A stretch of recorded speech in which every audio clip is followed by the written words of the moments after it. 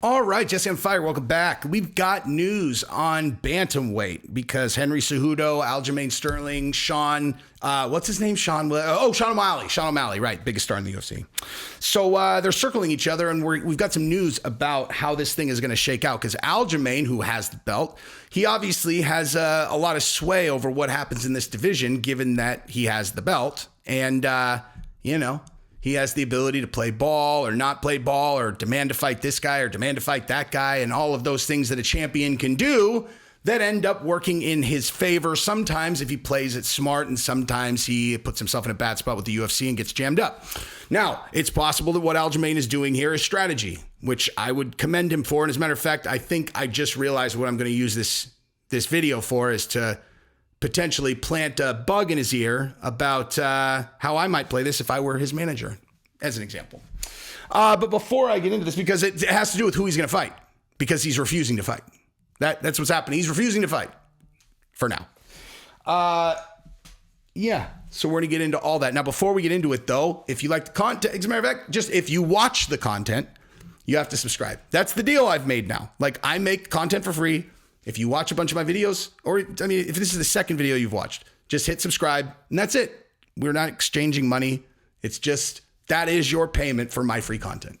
And I would appreciate it very much. It's just a way that I measure how I'm doing. And if you don't, like if you watch multiple videos and you don't subscribe, like it's basically like walking out of my store with a candy bar. It's not that big of a deal, but it's like a good person wouldn't do that. So anyway, but thank you guys all for the support.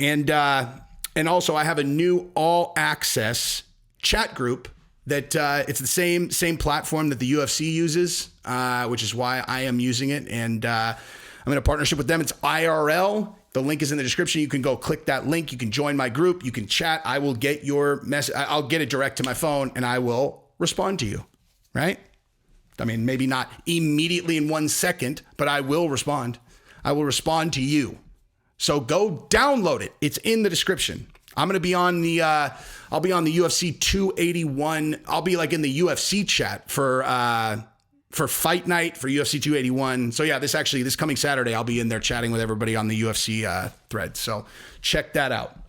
All right. So here's the deal. Aljamain Sterling is saying he won't fight right now. He said he's earned the time off. He is not fighting till the middle of next year at the earliest, man. He's not going to do it, Dana. So to translate, what he's saying is Dana and the UFC want me to fight Henry Cejudo, but I am not fighting for at least 8 months, okay? Someone says mid next year. To me, that means June, and that is what he said. Okay, so you got November, December, January, February, March, April, May, June. Okay, that's 8 months. 8 months. Now, that is a big problem for a few reasons. Okay, number one, I'm sure Cejudo is very antsy. He's been wanting to fight for a long time.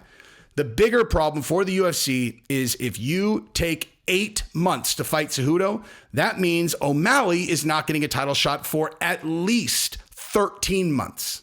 Okay, that's not going to fly. I'll tell you that right now. That's not going to fly. That's not going to fly. O'Malley, they need superstars. They have a superstar on the precipice, okay? If you want to really build the stars with the UFC, you got Paddy the Baddy, you got Sean O'Malley. Those are your two biggest prospects, and lightning strikes when it's hot. What? I was about to say lightning strikes when it's hot. That is definitely not the term. It's you need to strike when the iron is hot. I have no idea where lightning came from. Lightning in a bottle.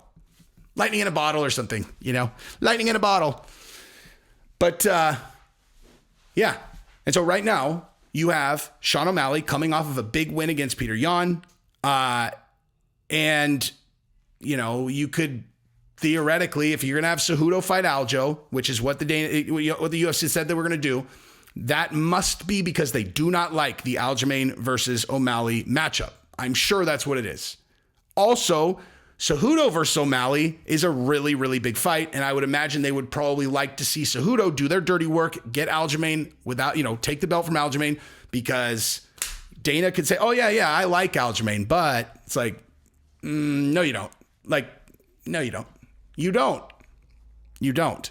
Now, I don't think Aljamain is any like less marketable than like Kamaru or whatever. He's just like, like, I don't know, like Kamaru ended up becoming a relatively marketable champion. That sounds racist because I said it to Kamaru and then, but that's not why. They're like, there's kind of like the same thing. Like when Kamaru first won the belt, he was grappling a lot. He wasn't like, and then he just got so dominant that people were like, Jesus Christ, man. And UFC ended up liking him, probably because he signed like a 25 fight deal, But, I don't know that. I'm just saying words. But like with Aljamain, when you got O'Malley in there, the number one guy for them to market, etc., you're going to have a lot harder time getting into the good grace of the UFC, especially when you got Cejudo right there, is really marketable also. So here's what I think is going to happen, or here's what I would suggest that the UFC do if Aljamain plays it hard. I'm not fighting till June. I would say, cool. We'll do an interim title fight between O'Malley and Cejudo. And then you get that massive fight for a belt in Cejudo's comeback fight. And that's a blockbuster. That's a barn burner. And then when Aljamain, it's like, all right, cool. Hey, that's fine, dude. Take your time off. Interim belt. And when Aljamain comes back, it'll be champion against champion, and he'll make a lot more money. He'll make a lot more money either way, because if Cejudo beats Sean O'Malley, that will definitely increase the size, scope, and pay-per-view buys for the Cejudo versus Aljo fight. And if O'Malley beats Cejudo after beating Peter Yan, you know what I mean? But that said, in an interim fight, that's a 5-rounder, the UFC is going to play this out. They're like, does that favor O'Malley or Cejudo? He's going to have to win a 5-round fight to win the title at some point. Do we like it against Cejudo better, or do we like it against Aljo? And if he does it against Cejudo, he's going to have to beat both of them. But it's a blockbuster fight, and I bet you Sean wants both of them. So that's what I would do. Now, if I'm Aljo, I might just be saying, yeah, I've earned the time off, Like if I really have triangulated what the UFC wants, be like, yeah, geez, I really need the time off, Like, I think I've earned it. Just going to sit back for a while and hold up the division that your golden boy is in. Unless we could figure something out, I fight for money. You guys want something from me. I don't know. I feel like there's, you scratch my back, I scratch yours situation here, Like, I don't know. Maybe we could, I'm just spitballing here, renegotiate my deal. What do you guys think? Is it that important? Because I'm pretty sure that the implications of an O'Malley title shot and all that are probably a lot bigger than whatever deal we would do. Like if you say, I don't know, threw an extra $800,000 on my base salary. I think that we can be honest with each other and know that we're talking about much bigger money than $800,000, right? That's not a lot of money. Take me up to 1.3 million base instead of 500,000. Maybe we kick up my pay-per-view points just a little bit, But I don't know. I'm just spitballing here. I'm just spitballing, I've defended the belt twice now. So I don't know. What does Volkanovski make? I'm just saying. Just things I think about. Things that might make me more motivated to fight before June. I'm just saying, But you tell me. Balls in your court, guys. That's what I would do. And maybe the UFC would go, oh, okay, fuck you. You're under contract. And they could do that. But then you could sit and wait for a while, Probably could sit and wait. Because he fought, UFC, see, I always wonder, it's hard to back into the champion's money when they're on one of those weird cards like 280, where like, I'm sure that it did gangbusters numbers, but a lot of it's international. I don't understand how the pay-per-views work out there. I don't know how like the back end works for fighters and why they would take those. Anyway, you know what I mean? I don't know. I don't know how he did.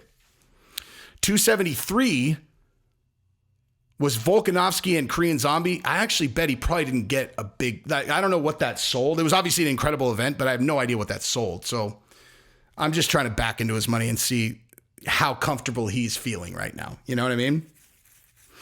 Either way, I don't know. Those are my thoughts. So, yeah. I don't know when O'Malley wants to fight. I know Cejudo. I am sure Cejudo wants to fight very soon. I don't know if he's been cutting weight yet, but he's got to be antsy, dude. He fake retired right when I started this channel, so that I can tell you is 2.5 years ago. So he hasn't fought in 2.5 years. Yeah, I'm sure he's antsy. Anyway, go ahead and subscribe to the channel. IRL is in the description. Go join my group. And yeah, I love you guys.